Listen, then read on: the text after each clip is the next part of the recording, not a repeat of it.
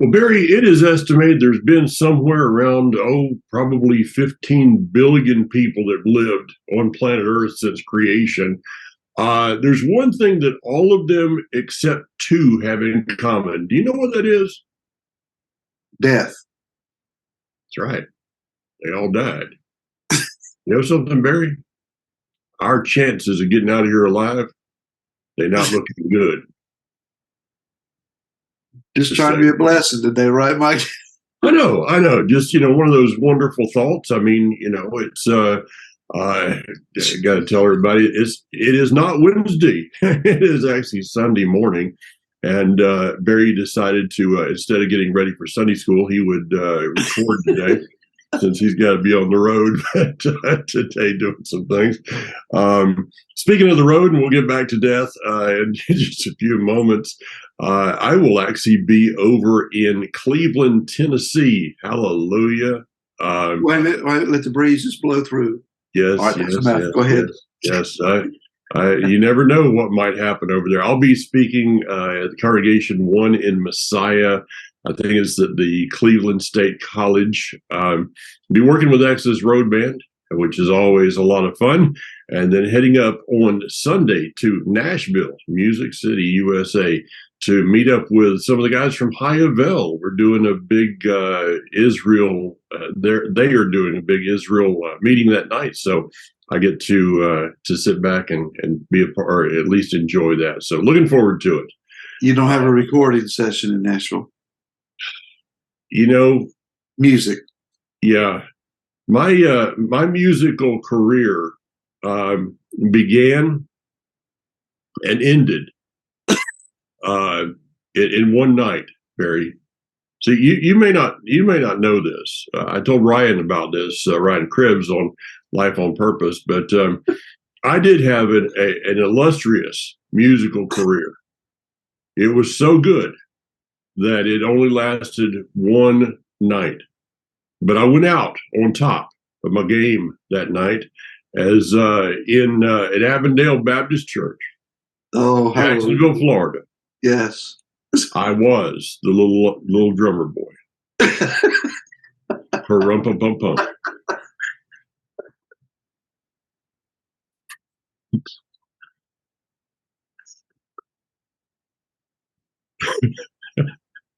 you need some smelling salts, sir. You're getting the vapors. That's hilarious. I was, and they told my mother that I had wonderful rhythm. Yeah.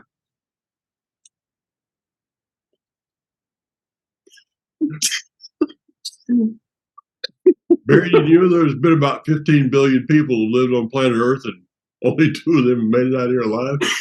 That's what I understand. All right. This is what happens when you record. You skip Sunday school to record. Wow. Okay. So there's something else that I would say at least a vast majority of those people have in common, and that is that they left some sort of influence on the next generations, good or bad. Exactly. It's often been said with it, if you're lying on your deathbed, you're not going to regret that you didn't vacuum the floor more or mow the yard more, those kinds of things. You will most often regret that you didn't spend more time with valuable people, especially your family. Yeah, that's true. Well, if you're lying on your deathbed, Barry, you're probably going to have people have to lie at your funeral too. That has been said as well. Yes. So we have a chance, Mike. I was talking with a family member the other day, and they have spent a long number of hours doing genealogical research. Mm-hmm. Theirs is a fascinating family tree. a lot of cultures, a lot of mixed people groups making up this one human being. But in our area, there is some heritage there that is not necessarily the best. And they were remarking that, you know, the difference between their heritage and what they want to leave behind is a legacy. So there is a difference between being influenced by, trapped by, standing on the foundation of trying to model again your heritage, good or bad, and determining, and as an option, I would rather leave a legacy. Is there, in your mind, a difference between the two, a heritage and a legacy? Well, our heritage can come to quote Dr. Zakina, when your luggage becomes your baggage. Yeah. So all of the things that are our past, we have no control over the things that happened in our lives, or the things that happened in people's lives prior to our birth. Your family tree is not one that you get to go out and pick, you know, which end of the orchard you're going to be born in. You just kind of, you know, you wake up one day and this is my tree. And for some of us, that tree has a lot more squirrels and nuts in it than others. We've just got those things that are going to be there, Barry. Yeah. But that doesn't mean that my legacy has to be with all the baggage of my heritage. Oh, that comes out right. There comes a time that, and of course, the young man that you're talking about, I know very well, a remarkable young man in my opinion. Love to spend time with him. There comes a time in which we have to draw a line in the sand, and as great maybe as you know some of our heritage is, there's not a perfect heritage outside of the bloodline of Yeshua. So in this natural realm heritage that we have, in order for us to bring forth a greater legacy, our natural realm heritage must be submitted to the spiritual realm heritage of Yeshua. As you say that, I'm thinking about a woman by the name of Ruth. Yeah. Her heritage was that of Moabite culture, idolatry and paganism. Yeah, didn't start out real well in the cave with Daddy there, you know. No, I mean the heritage there is filled with negativisms and issues, but that's not what we remember her as. We remember her as being dutiful, faithful, becoming the wife of Boaz, being in the lineage of David, and ultimately the lineage of Yeshua. That's her legacy. And I'm thinking, Mike, that the difference between your heritage and your legacy, your heritage involves those things that you had nothing to do with. Yeah. That's what you were born into. Your legacy is comprised of those things you chose. So I have a heritage of certain ethnic groups. You know, there's some Scots, there's some Irish, there's a lot of, you know, predominantly Welsh, there's some Native American that I know of. And I had nothing to do with any of that. Where my mom was born, where my dad was born, and how they came together, that's heritage. What I do with that, I can continue just to live on as a part of the heritage and mimic the heritage and continue that train of existence. Or I can determine these are the choices that I make to distinguish myself out of my heritage and create a refined version of it, made by choices that I believe to be the best I can make. One's legacy is not spit shined and polished and only gleaming. There are dark spots on it. Oh yeah. I think you read the book Robert Sheridan wrote a number of years ago, God's Generals. Oh, yeah. And in that he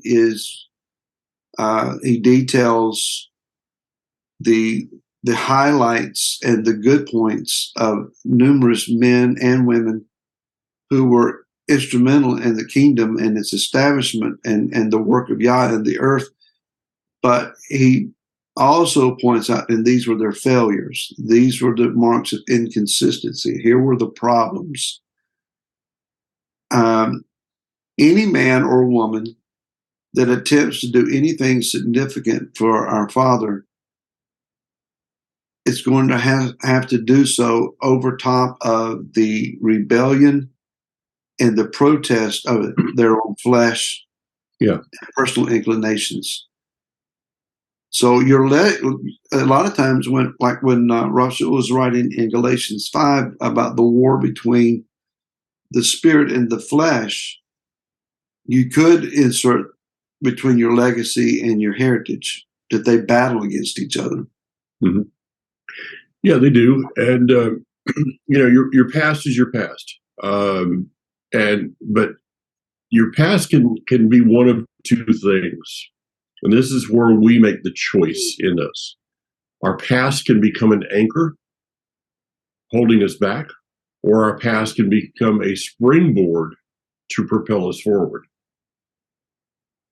We have a choice of which one. And it can be the same past. Oh, yeah. It's looked at either way. Yeah, same past. It depends on how we want to look at it.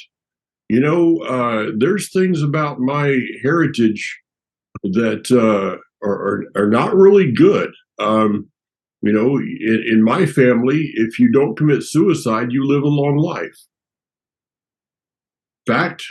Okay. I mean, there's there's massive amount that we've been able to find. It's just that's part of. I can't change those things. That's a fact. But I'm not going to allow that to hold me into their mistakes and flaws and whatever happened in their lives. I can look at the positive things that happened through that and then allow that to be a springboard. But this is a decision that every single person alive must make, Barry, of what will I do when all those things that are part of my DNA, when all that is revealed to me, what am I going to do with it? I was looking at a post on Facebook yesterday, a couple of days ago, I guess it was, sometime, I don't know when, but I don't understand nucleic acids and all those crazy things. That's far beyond what I did in science. But in our DNA is there's certain bridges that occur in a numerical sequence, and that numerical sequence is the gematria for Yud He Vav He. And that doesn't matter if you're a follower of him or a total heathen. His name is written in your DNA.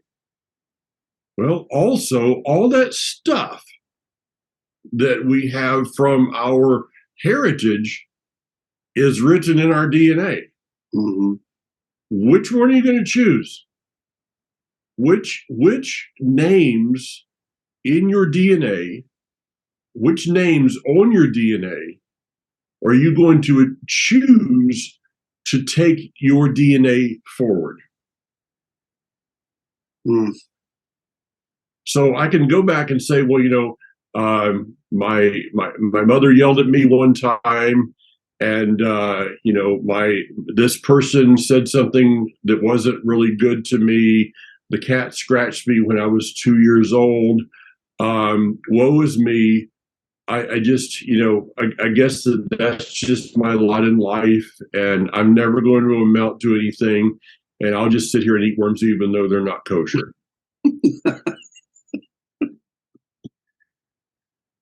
That would be hilarious if it wasn't so current for so many.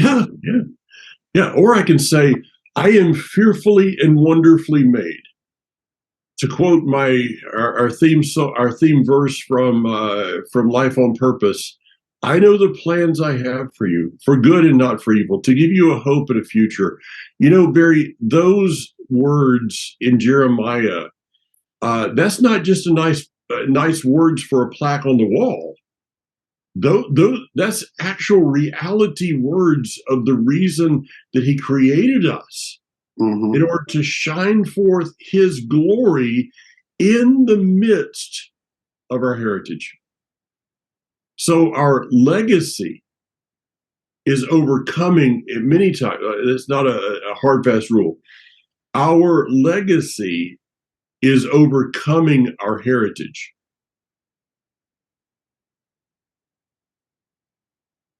Yes, I can see that. Now,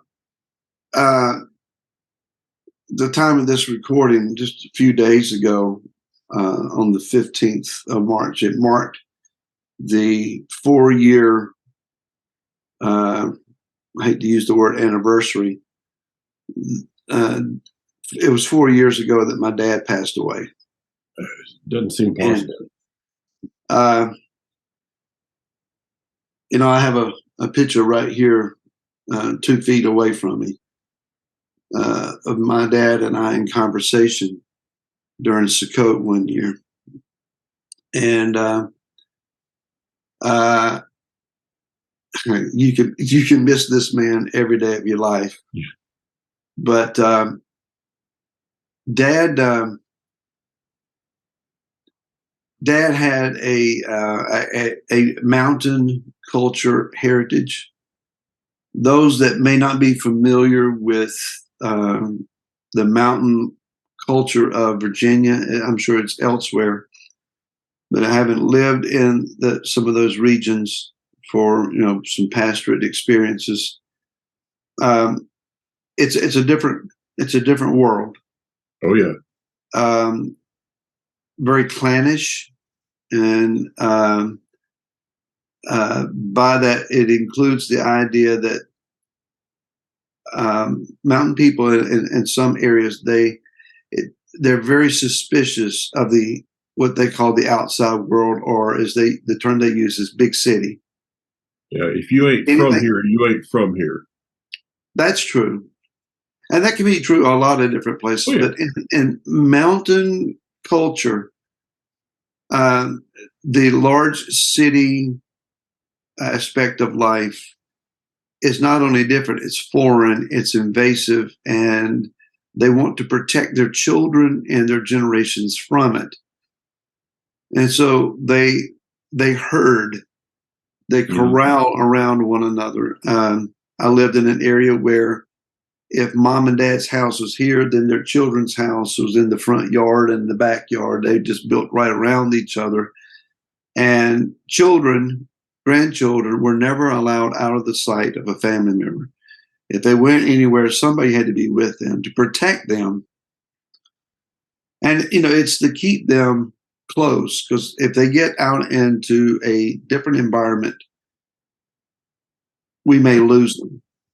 My dad chose to leave the mountain life that he was fully immersed in, to come to an industrial town in Martinsville, a couple hours away, to find work. And it was the aspect of work.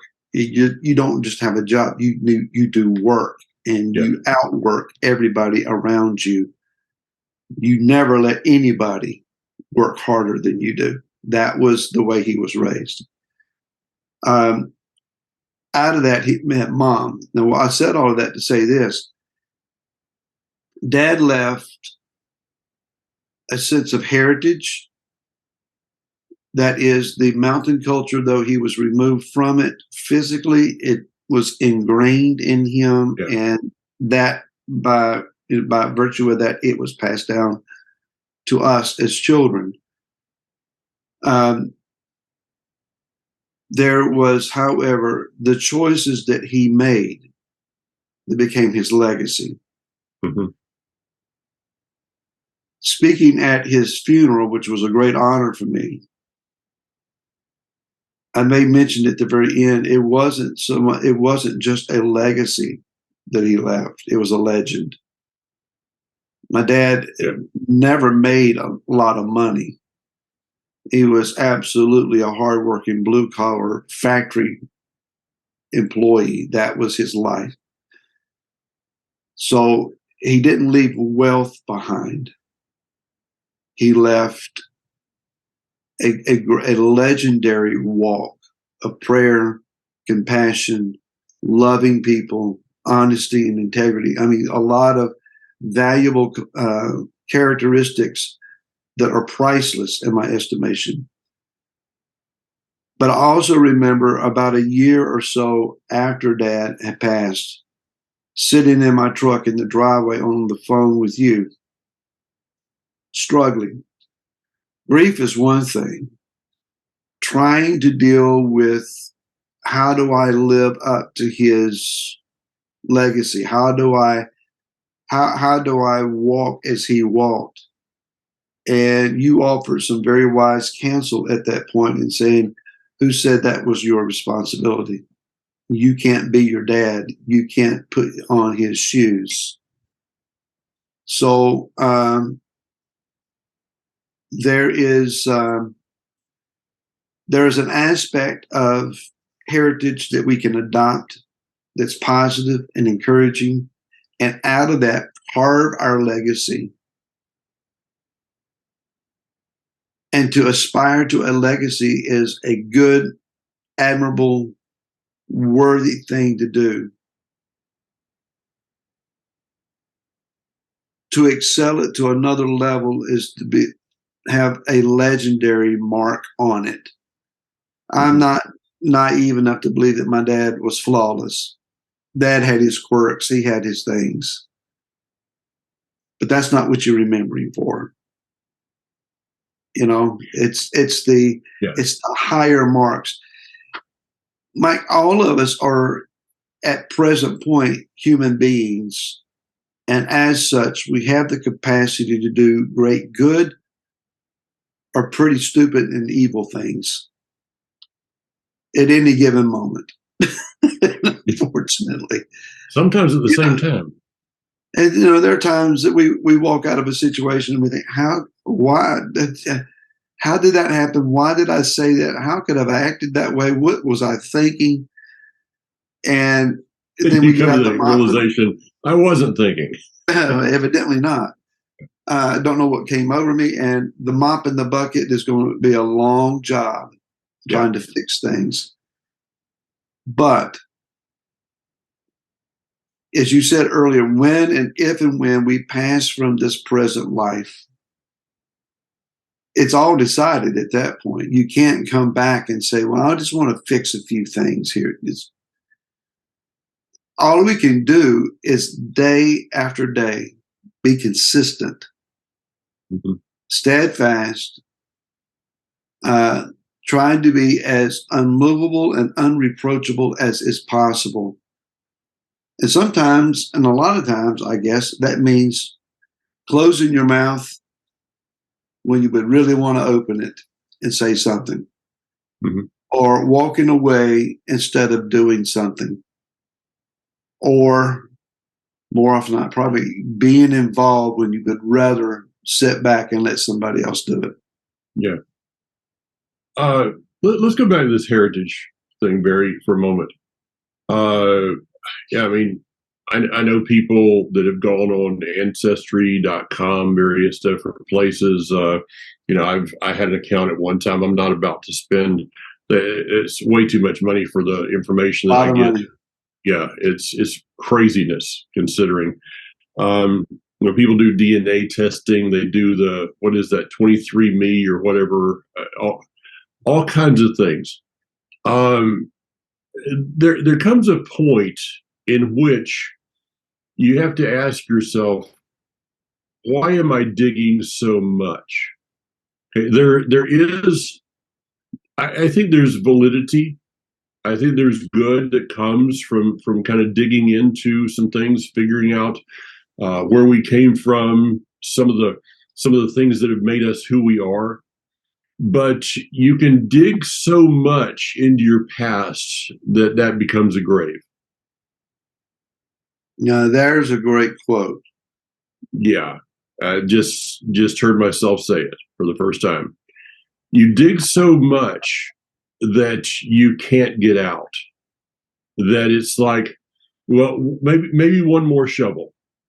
Maybe just one more shovel full of dirt, and I'll find what I'm looking for.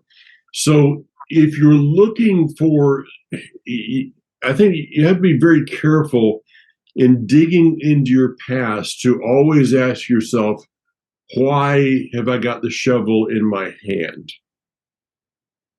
If I'm digging into my past to try to fix my present, that may be the wrong solution. Because my past cannot fix my present. My past can reveal some things that are affecting my present. But digging more and more into the past doesn't fix things. Coming to the conclusion that I am who I am, that I am made up of a lot of different things that happened beyond my control, but then coming to that place again of drawing the line in the sand and saying, this is where this all ends, and this is where it begins. I taught yesterday on the miracle of changing the water into wine. There are, I did not go back and check this specifically. I looked on a website, and it is stated that there are 7 miracles that are talked about in the book of Yochanan, John. And you can go through and water to wine, and the lame man and various ones. But then there's that 8th miracle. And we kind of got into this toward the end of our service yesterday at Life Assembly. The 8th miracle is not listed as a miracle, but yet it's there right in the midst of the book.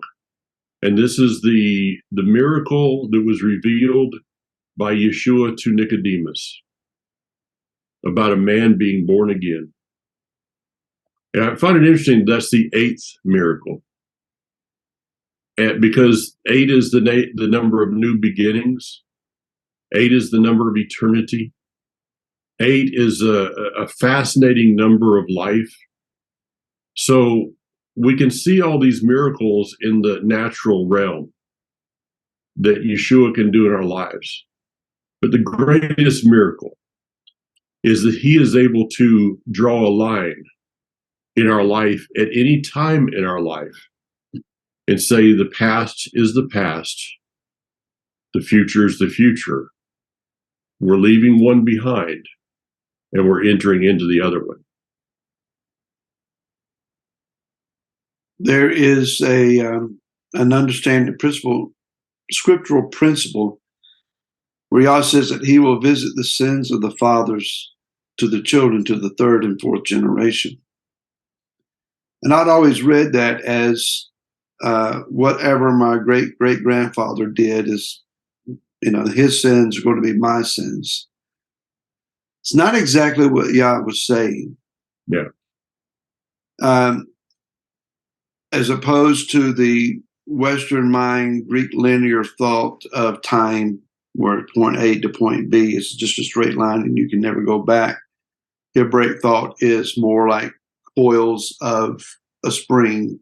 One generation is later upon the other, and we just spiral upward. So we do walk in the footsteps of our previous forefathers to certain levels in certain ways. If I have a previous generation that walked in a particular sin, that sin opportunity, the proclivity for that, may be visited upon me or upon my children, but it's up to each generation to determine whether or not they're going to yield to that. It may be visited to me, but it does not have ownership of me unless I choose to accept it. So if my great-great-grandfather was, had a particular vice or whatever, it may be visited to me. I don't have to accept it. And if I break it in my generation, the question might be asked, well, then am I breaking it then for future generations as well? That's something to keep in mind as well. Yeah, considering the scripture is a legal document. So, I mean, it is history, it is prophecy, it is teaching, it is all those things, but it is in essence a legal document. So consider it this way, that previous generations have given permission for a neighbor that is known as, whatever sin you want. Every generation. So the first generation welcomed the neighbor with their sin into their house and onto their property, and said, "You're welcome here." And that sin took residence legally because of an invitation.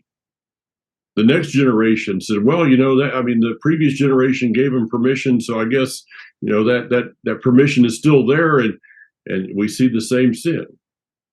Well, what we have the choice to is this: that when the previous generation's sins come toward our property, we meet them at the door with a shotgun.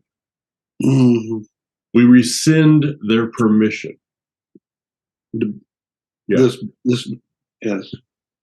We rescind their permission to be upon our property at the cost of their own lives. That's there's an analogy. It's basically this. My father, my grandfather, all the way back, they may have opened the doors, but when that same sin knocks on my door, I don't have to open it. I can call the authorities and have them legally removed. The authority being the word of Elohim. Yeah. Great analogy. And out of time. Yep. Well, Barry, travel safe. Have a good time. I know you're going to spend a little time with your mom, and please give her my regards. I'll do that. I'll do that. Neat lady. Yeah. She thought my message at House of David was pretty good, so that means she's even nicer, in my opinion. You didn't preach as long at that time as you did the first time Laura heard you. I know. Well, your wife, you preached 2 hours. That's 140 minutes, I think it was.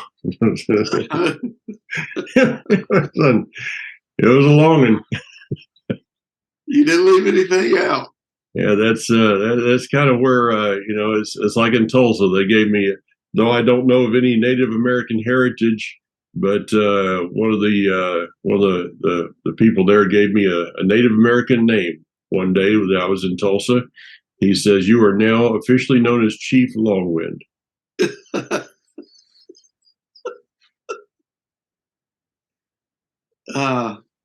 There you go.